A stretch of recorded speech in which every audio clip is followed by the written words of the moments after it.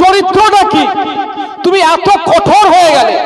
একটা 9 ক্লাস 4 এর বাচ্চা 9-10 বছর বয়স, তাকে বোম ছুঁড়ে মারা দিলে তুমি কত?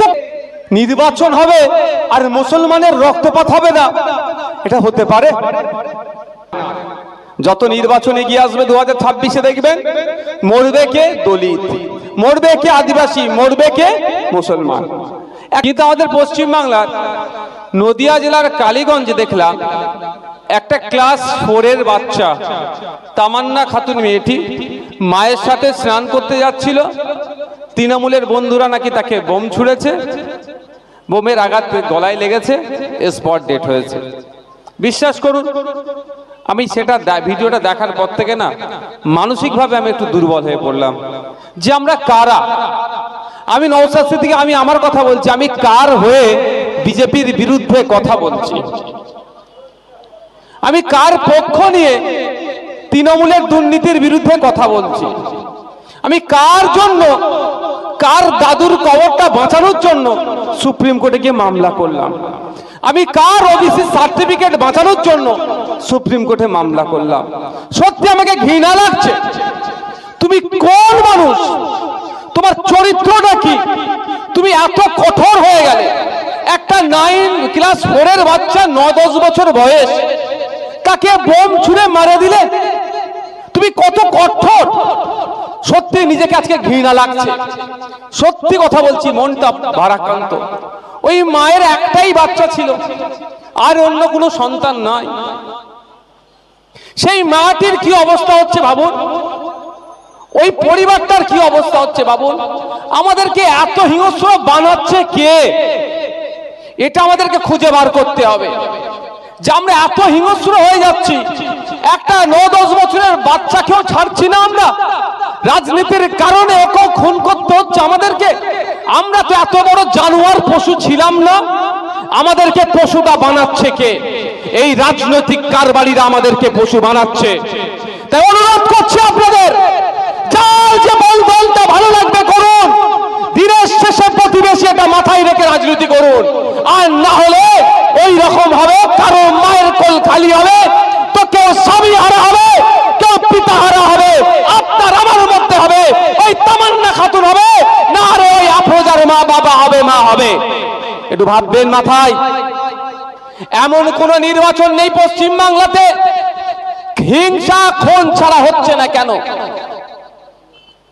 কেন হচ্ছে না হিংসা খুন ছাড়া? কাদের হাতে দায়িত্ব আছে শান্তিপূর্ণ নির্বাচন করাবার? এই শুভেন্দু অধিকারী যে দলে এখন আছে, সেই দল পরিচালনা করছে ইসিআই কে। ও যতই বলুক আলাদা স্বতন্ত্র দল, একটা সংস্থা, ও মুখে বললেও খাতায় কলমে থাকলেও বাস্তবিক অর্থে কি হয় আমরা জানি। ইলেকশন কমিশন অফ ইন্ডিয়ার দায়িত্ব হচ্ছে ওই ইলেকশনটাকে কন্ডাক্ট করবে, শান্তিপূর্ণভাবে নির্বাচন করানো। কিন্তু দুর্ভাগ্য, পশ্চিম বাংলায় পাড়ার তৃণমূলের কথা আমি বাদ দিলাম, যারা রাজ্য স্তরে তৃণমূল নেতারা বসে আছে, তারা তো লাশের রাজনীতি ছাড়া দল করতে পারবে না। আর তারা সব সময় চাইবে পিছিড়ে বর্গের মানুষ ক্ষতিগ্রস্ত হোক। তারা সব সময় চাইবে মুসলমানের রক্ত কিভাবে দেখতে পাবো। আমি অন ক্যামেরা বলছি, হ্যাঁ আমি সেকুলার ফ্রন্টের আমি চেয়ারম্যান হিসাবেই বলছি। বলতে পারে শুধু মুসলিম মুসলিম করছে কেন, বাস্তব কথাটা বলছি যে আজকে আমাদেরকে পশু বানিয়েছে কে? এই রাজনৈতিক কারবারিরা। যে রাজনীতি করার জন্য আমি আমার ভাইজিকে বাদ দিলাম না খুন করতে, রাজনীতি করার জন্য আমি আমার ভাইয়ের নামে মিথ্যা মামলা দিতে পিছপা হচ্ছি না, রাজনীতি করার জন্য একে অপরকে খুন করতে পিছপা হচ্ছি না। এই পশুর মতো চিন্তা ভাবনা আমাদের মনেকে ঢুকালো এই রাজনৈতিক কারবারিরা। আর আমরা, এরা আমাদেরকে যেমন ভাবে ঘুরাচ্ছে আমি তেমন ভাবে আমরা ঘুরছি। আর কবে আমাদের জ্ঞান হবে আপনারা বলুন তো? এই সবার বাড়িতে বাচ্চা আছে নাকি? এখানে তো এখানে ক্লাস 4-5 এর বাচ্চা না, এখানে এই তো দূরে দেখি দাঁড়িয়ে আছে। বলুন তো, যার মায়ের গেল, একটা বাইট দিচ্ছে একটু আগে, যে নির্বাচন হবে আর মুসলমানের রক্তপাত হবে না, এটা হতে পারে? নির্বাচন হলো, মুসলমান খুন হলো না, পিছিয়ে বর্গের দলিত খুন হলো না, আদিবাসী খুন হলো না, এটা হতে পারে না। যত নির্বাচন এগিয়ে আসবে 2026-এ দেখবেন মরবে কে দলিত, মরবে কে আদিবাসী, মরবে কে মুসলমান। একটা সামান্য উপনির্বাচন রেজাল্ট শাসক দল জিতছিল, তারা জিতেছিল, ওই সিটটা আবার তারা জিতছিল। যেখানে গণনা কেন্দ্র তার থেকে 5 কিলোমিটার দূরে ওখানে নাকি বিজয় মিছিল বার করেছিল, সেই বিজয় মিছিল থেকে বোম ছুড়েছে। একটি ক্লাস 4-এর 9-10 বছরের ফুটফুটে বাচ্চার গলায় লেগেছে, এখান থেকে মানে জাস্ট হালকা ঠেকে আছে, পুরো স্পট ডেট। মানে ভাবতে পেরেছে কে মারলো? তামান্না খাতুন মরলো। কে মেরেছে? কোন শেখ না হলে মোল্লা, যারা গ্রেফতার হবে দেখবেন। বুঝতে পারছেন আমি কি বলছি?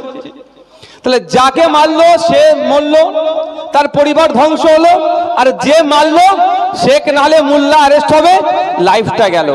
তাহলে মারলো কে, মরলো কে, ধ্বংস হলো কে? আর 1,21,000 টাকার মাইনে 5 বছর, এখন যেতে 1 বছর মতো টাইম আছে, পাবে কে? যেটা মাথায় আসছে, নেতা পাবে 1,21,000। আর এ নেতার জন্য যে গ্রেফতার হয়েছে, একটা আরো বেশি গ্রেফতার করতে হবে। অপদত্ত রাজ্য সরকারের প্রধান উনি শোক জ্ঞাপন করে কড়া ব্যবস্থা নিতে বলেছে। আমি আপনাদের বলে যাই, ওই গ্রামটা, ওই এলাকাটা দীর্ঘদিন ধরে উত্তপ্ত। ওখানে একবার রাজনৈতিক মার সমস্যা তৈরি হয়েছিল। তৎকালীন সময় যিনি ওসি স্যার ছিলেন, সেই ওসি স্যারকে বোম লেগেছিল, তার হিপের পিছন সাইডটা, পাছার পেছন সাইডটা উড়ে গিয়েছিল। মানে কত খতরনাক জায়গা। সকাল থেকে ওখানে ঠুসঠাস চলছে, তারপরেও কেন পুলিশ দেয়নি? ও তো দেখে নিয়েছে উইকেট পড়লে কার পড়বে, হয় মুসলমান, দলিত, আদিবাসী পড়বে, পিছড়ে বর্গের, ওদের 2-4টে পড়ুক, ওইটা নিয়ে আমরা রাজনীতি করতে পারবো। আমার বলার এটা কারণ আপনাদেরকে, যে মার খাবো আমি, মরবো আমি, জেল খাটবো আমি, ধ্বংস হব আমি, আর তুমি 1,21,000 টাকা মাইনে এমএলএ হয়ে যাবে আর বিভিন্ন ফ্যাসিলিটি নেবে। তো একটু আমাদেরকে সচেতন হতে হবে, আর না হলে আমাদেরকে লড়িয়ে দেবে, আমরা মরতে থাকবো, দলিত আদিবাসী মুসলমান মিলে মারপিট করে মরবো, আর গদিটা অন্য কেউ মজা মেরে দিয়ে বেরিয়ে যাবে। কেন এত হিংসা? আমাদের ভাবতে হবে, আমাদের মনের মধ্যে এগুলো ঢুকাচ্ছে কি? এটা যদি না আমরা খুঁজে পাই, আমাদেরকে এই ধরনের ব্যবহার করবে, একে অপরের প্রতি বোম ছুড়ার কাজে আমাদেরকে লাগাবে।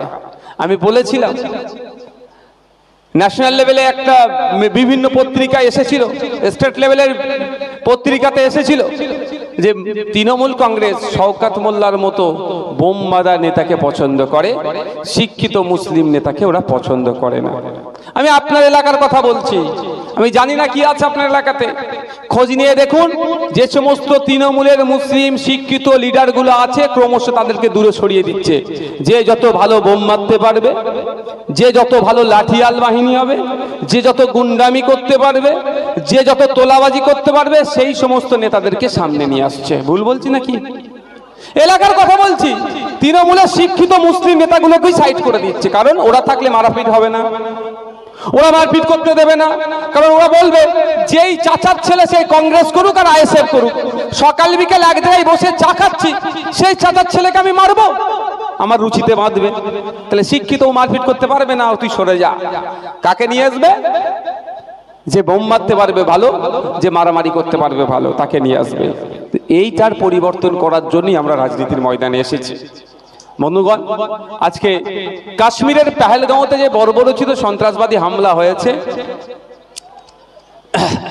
হামলার যে সমস্ত আমার ভাইরা শহীদ হয়েছে, তাদের স্মৃতিতে রক্ত অর্পণ শিবির, 100 জন রক্ত যোদ্ধা তাদের স্মৃতিতে রক্ত দিয়েছে। রক্তের সংকট যখন দেখা দিচ্ছে, সেই সময় আমার রক্ত যোদ্ধা ভাইরা এসে রক্তের যোগান দিচ্ছে।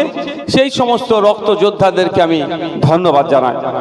সাথে সাথে এই